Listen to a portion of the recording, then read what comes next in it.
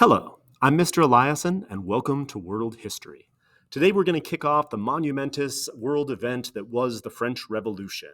So let's talk about the various things that led to the Ancien regime collapsing, and the various ways that the French tried to reform their society in the aftermath of this cataclysm. So let's dive in. Here are our objectives for today. Take a moment to make sure that you understand them, and we'll dive into our narrative. So, as you hopefully remember, Bourbon France was an absolutist monarchy created mostly by the Louis, specifically Louis XIV. It was a society in which you needed a vigorous, active king to control most parts of government and to ensure that everything was going to function well. Louis XIV did a decent job of this, ruling the country, fairly well, but his successors were not quite as able. Louis XV, pictured here, was not as interested in ruling as Louis XIV. He preferred to spend his time, at fancy parties and hunting and things like that. And so French society somewhat drifted. We had the disastrous settlement of the 7 Years' War, with France losing its North American territories. And then France is going to kind of keep drifting. Louis XVI was a well-intentioned king, but he lacked the decisiveness necessary to rule an absolutist nation. He waffled on things, he was wishy-washy, he was easily convinced by the last person that he talked to, and he had a number of things that happened during his reign that were somewhat unpopular.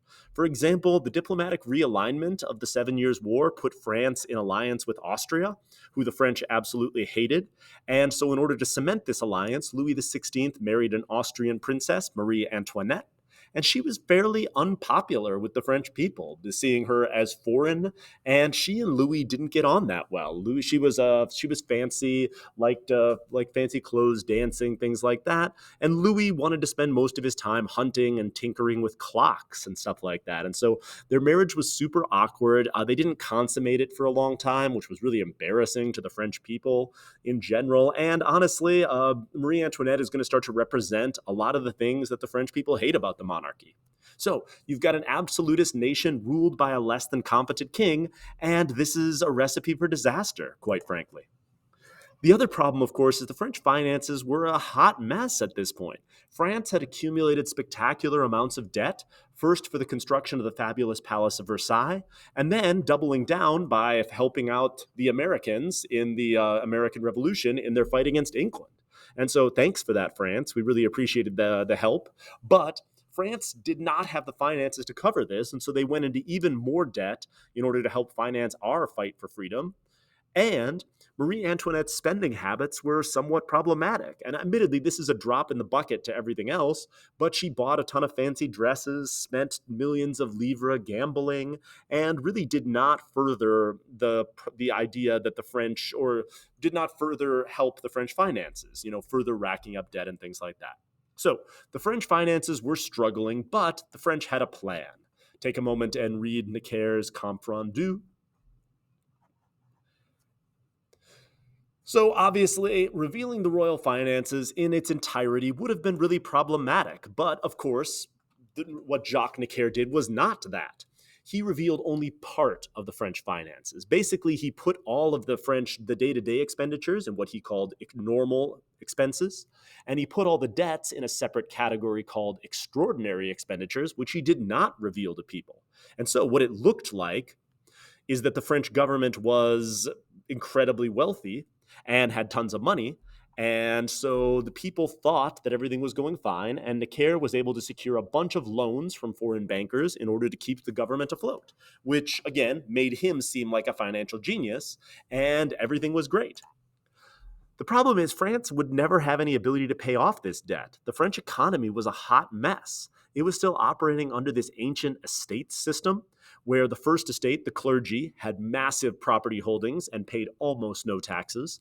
The second estate, the nobles, had massive property holdings and wealth and paid almost no taxes. And so almost all the taxes paid were paid by the third estate. But because of the way that venal office worked, the third estate, especially the wealthy bourgeoisie, could buy their way into the second estate by purchasing these venal offices. And so what you start seeing is the people that you can actually tax are buying their way out of taxes.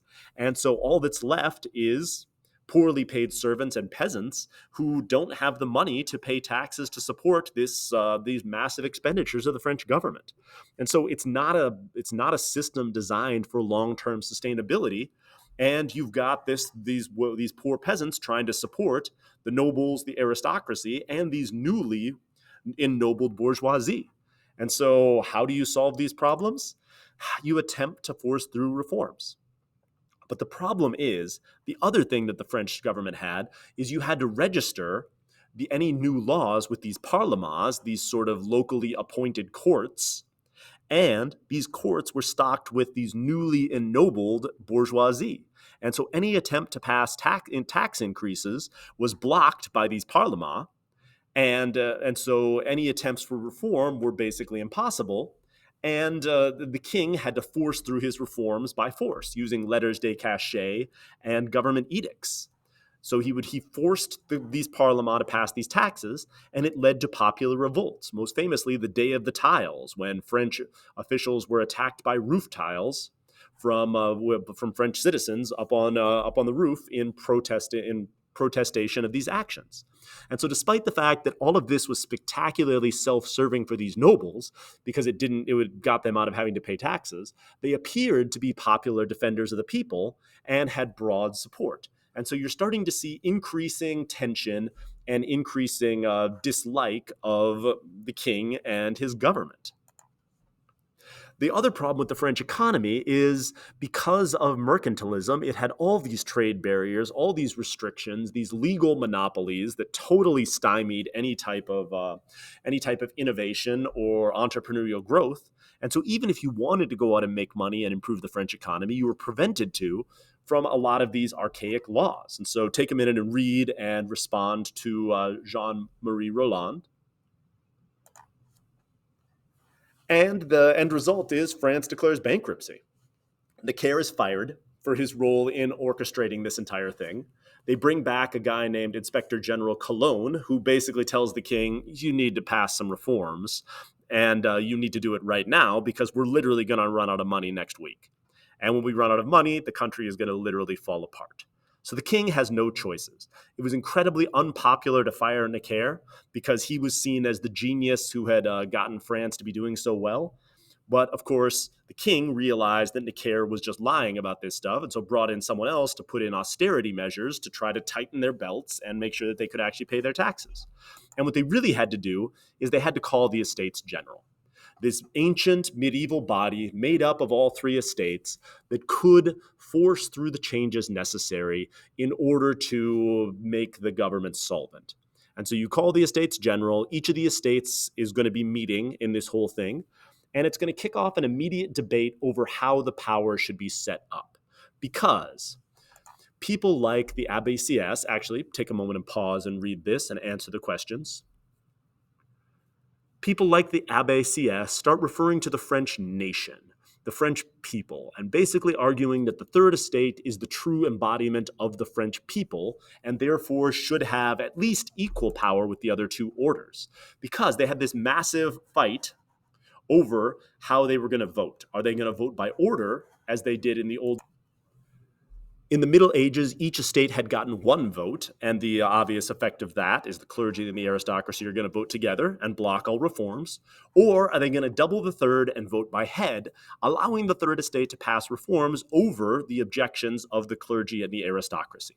So they have a massive fight about this. They start registering, and each estate is meeting separately, and they're registering their members, and they're discussing how they feel about this new approach to double the third and vote by head. And then the Third Estate shows up one day to their meeting to find that the door is locked. They were supposed to, this was not an intentional thing. They were supposed to just be meeting somewhere else and no one communicated it to them. They were repainting or like doing some remodeling in the room that they had previously been meeting at. But the Third Estate felt like they had been locked out of their meeting room, like this was a plot by the clergy and the aristocracy to stop them from meeting. And so they joined together in this public tennis court and swore what's called the Tennis Court Oath.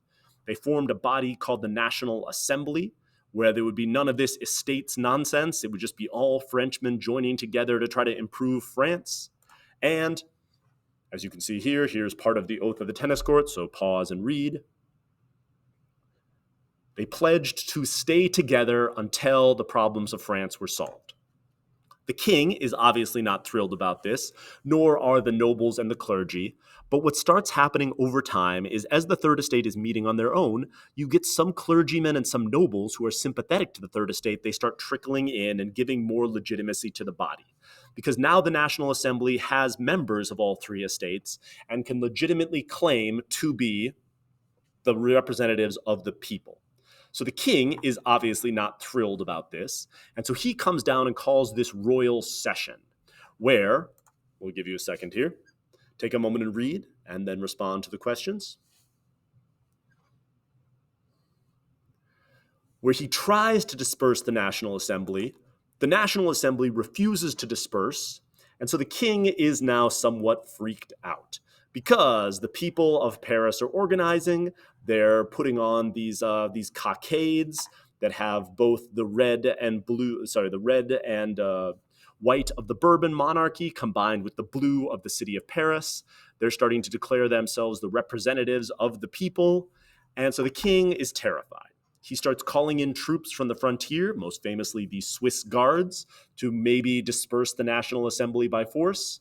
And from here, the top blows off everything. All of this tension rises. The king is, they're worried that the king is going to use force against his own people. They're worried that the National Assembly is going to be dissolved before solving any of these problems. And so we have one of the most famous set pieces of the French Revolution, the storming of the Bastille prison. The Bastille prison was an ancient fortress that used to be used to hold enemies of the crown, but had only a few prisoners left in it. It was mostly used for holding guns and gunpowder. The people of Paris, worried that these new troops were going to throw them all or throw their leaders in the Bastille, stormed the building. The troops opened fire. Some of the citizens of Paris were killed, and the Bastille, and so a larger group rushed in, seized control, armed themselves, and took over the city of Paris. Here you can see an account of the storming of the Bastille, so pause, take this in. And so now the people of Paris control the city. They execute the commander of the Bastille prison and any troops who fired upon them. They also start killing noble officials. They kill the mayor of Paris, and they start parading around with their heads on pikes. So you've now got armed citizens in Paris controlling the streets. The government's monopoly on force has now been eliminated, and all chaos breaks out. Throughout the rest of France, it had been a relatively hard year. A combination of droughts and a brutal hailstorm had made food scarce, and so the peasants, hearing that Paris had fallen, take matters into their own hands. They raid noble estates. They burn all the documents of any of their debts and the rights of their status as serfs. They steal all the food, all the grain, anything that's not nailed down from these noble estates, and they start grabbing power in a variety of different regions. So you can see quickly the great fear spreads all over Paris in the aftermath of the fall of all over France in the aftermath of the fall of the Bastille. And the National Assembly is looking at this with horror, because they may be members of the Third Estate and they may be trying to reform French society, but the type of people who are elected to the National Assembly are, for the most part, well-to-do Frenchmen. And they see this anarchy as potentially spreading and endangering them and their family and their future prospects and all of that. And so the Parisians, and so the National Assembly, freaked out about this, decide that something needs to happen. They have this famous night session of August the 4th, where they basically decide to tear down the entire Ancien regime. They get rid of noble privileges. They get rid of the special rights of the clergy. They make everyone equal and subject to taxes. They tear down all of these barriers. And so in one night, they tear down the entire former feudal structure that ruled France. And with this, the great fears sort of slowly subsides. And so now we've got these massive questions of, okay, so we tore down the pillars of French society. What's going to come after this? Where are the clergy going to get their money from if they don't have special privileges over their estates? How about the serfs? Are they still going to work the land? Who's going to own that stuff? Do they have to give back the things that they looted from these noble estates? And what about the king? What's his role going to be in this? How much power is he going to have in this new society? Do we even have a king anymore? What does our government look like? And so with the slate wiped clean, we're going to see if the National Assembly can put together a cohesive government that's going to be able to rule over this new wonderful era in France. So here we see now the third estate is ascendant, and the nobles and the clergy have lost all of their special privileges. So next time, we'll see if we can put them all back together. We can put all this stuff back together. So here are your objectives. Hopefully you can write a CEI with some detail. Thank you for listening.